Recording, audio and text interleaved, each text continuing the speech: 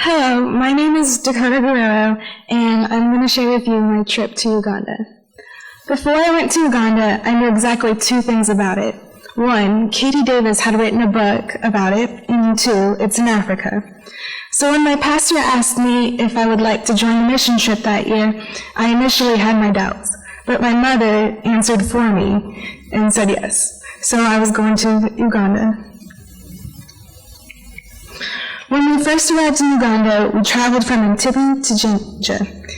The Ugandans have a joke that the traffic is so bad in Uganda that all the people are simply waiting in line for bread because they already have a traffic jam. From Jinja, we traveled to the edge of Lake Victoria and took a boat to one of the islands in the lake.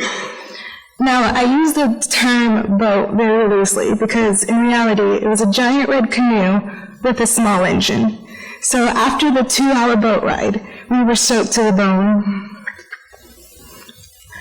When we got off the boat, the children swarmed us, each trying to hold our hands. In the end, we ended up with 10 children on each arm. Some of the little girls would even pull and pet my hair because long hair is very rare over there. The adults offered to carry our bags, and we accepted as advised by the host family, the Herons. We followed them to the church, and we set up camp right beside it.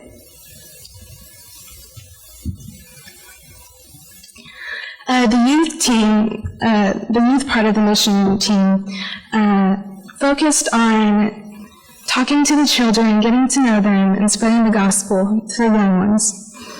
We would sing and dance, we played games, we painted their faces and nails, we made bracelets and balloon animals. Some of the kids would take the balloon animals home and come back the next day for more, even though we only had enough for one per child. Other kids would scrape off the nail polish the one day and come back the next to have them repainted a whole different color. Many of the kids ended up with weird hats and airbender face paint. The local school even allowed us to interrupt their teaching for the day so that we could get to bond. We played intense soccer games, which was quite hard for the girls because we all had to wear long skirts. The children in return would catch dragonflies and try to give them to us as gifts and take us to where the monkeys would show up.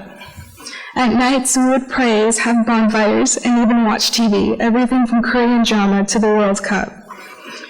It was such an awesome opportunity to get to connect and bond with the Ugandan children. The adult missionaries focused on teaching the pastors and reaching out to the adults. During one of these conferences that they were holding, I noticed a group of boys who were playing on their own. There were 3 boys, and they were playing with a curved piece of wood on the edge of a ditch. And it looked like they were playing seesaw. And there was one boy in particular that caught my attention. He stood up to walk and fix the board, and as he was walking, he was limping. So I asked my aunt if there was anything we could do for the child, and she said that she would check up on him later.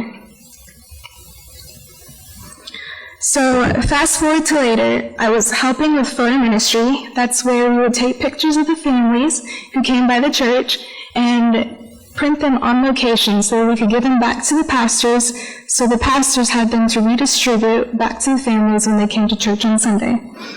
I was finishing registering the last family, and I walked to the other side of the church, and I noticed a crowd of Ugandans. In the center of the crowd was my aunt. She was applying Neosporin to this little baby Scrapes, who was crying at the top of her lungs. So when my aunt saw me, she told me to go get candy to appease the baby. I came back with candy, and the crowd was even bigger. Everyone wanted medical attention, even if they didn't really need it. But the only thing that we could give them were Band-Aids, Neosporin, and aspirin as best fit. Eventually, we got to this one child who had an infection beyond our treatment and our knowledge, so we could only offer prayer, which they accepted. We started to pack up the medical kit, and that's when I asked my aunt how this entire thing started. She explained to me that she had gone over to check on the boy with the limp. His injuries were extensive. His foot was completely out of place and it was starting to rot. That was when the others started to notice that my aunt was treating the kid and came over to get help as well. It is heartbreaking to know that there was not more I could have done at the time. Before going to Uganda, I knew I wanted to be a doctor, but now there's no doubt about it. While I was there, I even met a medical student who was traveling from clinic to clinic in Ugandan cities to provide attention as best as she could. And this is something that I hope to do one day. Back in the States, I Facebooked Barbara, a girl from Uganda who works for the host family, the Herons. We were talking, and she mentioned that a mission team was coming that week from Illinois with the sole purpose of giving medical attention. These are the kind of opportunities that I hope to partake in one day. Thank you.